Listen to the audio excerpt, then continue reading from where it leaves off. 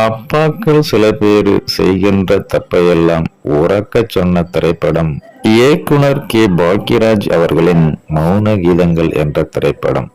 இந்த படத்தின் சில சுவாரஸ்யமான தகவல்களை பத்தி பார்க்க போறோம். அதை பார்க்கறதுக்கு முன்னாடி hi friends, I'm C Elango. வணக்கம், welcome back to my channel. நீங்க இன்னும் நம்முடைய சேனலுக்கு சப்ஸ்கிரைப் பண்ணலைன்னா உடனே ஒரு லைக் போட்டு சப்ஸ்கிரைப் பண்ணி சப்போர்ட் பண்ணுங்க. அப்போதுதான் நான் போடுகின்ற ஒவ்வொரு சுவாரஸ்யமான பதிவும் உங்களுக்கு நோட்டிபிகேஷனாக வந்து சேரும். வாங்க பதிவிற்குள் போகலாம். தமிழ் திரைப்பட உலகில் திரைக்கதை சக்கரவர்த்தி இயக்குனர் கே பாக்யராஜ் தனது 3வது படமாக மௌன கீதங்கள் என்ற திரைப்படத்தின் மூலம் அழுத்தமான முத்திரை பதித்தார். நம்மை சுற்றியுள்ள பல தினுசான கதையை கையில் எடுத்துக்கொண்டு சுவாரஸ்யமாகவும் நாசுக்காகவும் கதை சொல்வதில் கெட்டிக்காரர். எடக்கு முடக்கான ஏடாகுடமான கதைகளத்தை கையில் எடுத்தாலும் தன்னுடைய கதை சொல்லும் பாணியில் நகைச்சுவையாக படம் பார்ப்போருக்கு விரசமில்லாமல் யதார்த்தம் மீறாமல் காட்சிகளை வைத்து தாய் குலத்தின் ஆதரவை அள்ளி கொண்ட புத்திசாலி இயக்குனர் தனது அப்பாவித்தனமான தோற்றத்தையும் கீச்சு குரலையும் கதைகளின் மூலம் பாசிட்டிவாக மாற்றி கொண்டவர்தான் கே பாக்யராஜ் அவர்கள். மொத்தத்தில் எல்லோருக்கும் பிடித்து போன ஹீரோ மற்றும் இயக்குனராக சிறப்பான கதைகள் மூலம் தமிழ் ரசிகர்களை பித்து பிடிக்க வைத்தவர் என்றும் கூட இவரை சொல்லலாம். பல திரையரங்குகளில் 25 வாரங்களுக்கு மேலும் ஓடி கல்லா கட்டிய அமளி துமளியாக வெற்றி பெற்ற இந்த மௌன கீதங்கள் திரைப்படம் 1981ஆம் ஆண்டு ஜனவரி மாதம் 23ஆம் நாள் திரைக்கு வந்தது. 43 ஆண்டுகள் கடந்த நிலையில் இந்த படத்தை இன்று பார்த்தாலும் கூட ஃப்ரெஷ் ஃபீல் தரும் எவர் கிரீன் மூவி. கதையில் நாயகன் ரகுநாதனாக பாக்யராஜ், நாயகி சுகுணாவாக சரிதா, இவர்களோடு மாஸ்டர் சுரேஷ், செந்தில், ஊர்மிளா, கல்லாப்பட்டி சிங்காரம் ஆகியோர் நடித்திருந்தனர். 5 வருட காலமாக பிரிந்து வாழும் கணவன் மகனுடன் வாழும் மனைவி மீண்டும் இணைந்தார்களா என்ற கருவை வைத்துக் கொண்டு மனுஷன் தனது திரைக்கதையில் பல கிளை கதைகளை திரைக்கதையில் எந்தவிதமான தடுமாற்றமும் இல்லாமல் வரிசை கட்டி கொண்டு வருவதில் இயக்குனரின் புத்திசாலித்தனம் வெளிப்படும். தனது மனைவியாக வருபவளோடு அறிமுக காட்சியை அமர்க்கலப்படுத்தும். காதலுக்கு பின் திருமணம் செய்த பின்னர் நடக்கும் செல்ல ஊடல்கள் எல்லா வீடுகளில் நடக்கும் சம்பவங்களை நினைவுபடுத்த வைக்கும். தனது மனைவியின் விதவை தோழிக்கு அலுவலகத்தில் சில உதவிகள் செய்ய கேட்க அந்த தோழியுடன் கணவர் சந்தர்ப்ப சூழலில் உறவாகிறார். அந்த நிகழ்வை தனது மனைவியிடம் சொல்ல அங்கே பிரச்சனை ஆரம்பித்து இருவரும் பிரிந்து வாழ்கின்றனர். 5 ஆண்டுகள் கழித்து மீண்டும் சந்திக்கும் சூழலில் கால மாற்றங்களால் ஏற்படும் சூழல்களும் மீண்டும் புரிதலோடு இணைகிறது அந்த குடும்பம். அந்த படம் இறுதி பகுதியை தொடும்போது படம் பார்க்கும் ரசிகர்கள் மனதில் பரபரப்பை கூட்டுவார்.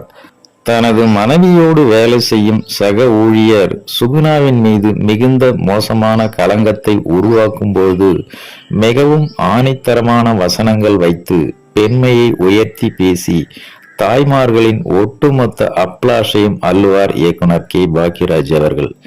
இறுதி கிளைமாக்ஸ் காட்சியில் வேறு ஒரு பெண்ணை திருமணம் செய்ய ஏற்பாடுகள் நடந்து கொண்டு இருக்கும்போது சரிதா உடைந்து போய் தனது மௌனத்தை உரத்த குரலில் உடைக்கும் போது ஹீரோ அமைதியாக மௌனம் காக்கும் போது திரையரங்குகளில் மௌனம் நிலவும் அதிசயத்தை நிகழ்த்துவது இயக்குனர் கே பாக்யராஜ் ஒருவரால் மட்டுமே அது சாத்தியம். அதே போல எப்பொழுதுமே பிஸியாக உள்ள நடிகர்களை தேடி போகாமல் கதைக்கு பொருத்தமான நடிகர்களை நடிக்க வைத்திருப்பார். எப்போதும் தனது திரைக்கதையை மட்டுமே பலமாக நம்பக்கூடியவர் இவர்தான். எல்லோரும் இசைஞானி இளையராஜா இசையை தேடி போன காலத்திலும் தனது முதல் படத்துக்கு இசையமைத்த கங்கை அமரனை இந்த படத்தின் இசையமைப்பாளர் ஆக்கினார். அவர் அமைத்த இசையில் மூக்குத்தி பூ மேலே காத்து உக்காந்து பேசுதம்மா, அது உக்காந்து பேசையிலே தேனு உள்ளூர ஊறுதம்மா, daddy daddy oh my daddy உன்னை கண்டாலே ஆனந்தமே. பேட்டா பேட்டா மேரா பேட்டா, எந்த ஆனந்தம் உன்னோடுதான். உன் பேரை சொன்னாலே, உன் பேச்சை எடுத்தாலே, அம்மாவும் புலி போலே ஏன் பாயுது. அப்பாக்கள் சில பேரு செய்கின்ற தப்பைத்தான் அடியேனும் முன்னாளில் செய்தேனப்பா. அது என்ன தப்பு? சஸ்பென்ஸ் என்கிட்ட சொல்லு. நோனோ, சொல்லாமல் போனால் விடமாட்டேன்பா. வேண்டாம் வேண்டாம் மேரா பேட்டா, எந்த ஆனந்தம் உன்னோடுதான். டாடி டாடி ஓமை டாடி, உன்னை கண்டாலே ஆனந்தமே. மாசமோ மார்கழி மாசம், நேரமோ ராத்திரி நேரம், வாசலில பனியை பாரடி, அதுல நனைஞ்சா காலுங்கையும் வரைச்சி போகுமே. மாசமோ மார்கழி மாசம், நேரமோ ராத்திரி நேரம் போன்ற அனைத்து பாடல்களையும் ஹிட் பாடல்களாக கொடுத்திருந்தார் இசையமைப்பாளர் கங்கை அமரன் என்பது குறிப்பிடத்தக்கது.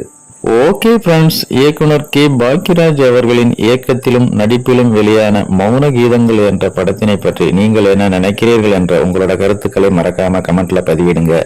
மேலும் இது போன்ற வேறொரு சுவாரஸ்யமான தகவலுடன் சந்திக்கலாம். அதுவரை உங்களிடமிருந்து விடைபெறுவது MC இளங்கோ. நன்றி, வணக்கம், வாழ்க தமிழ்.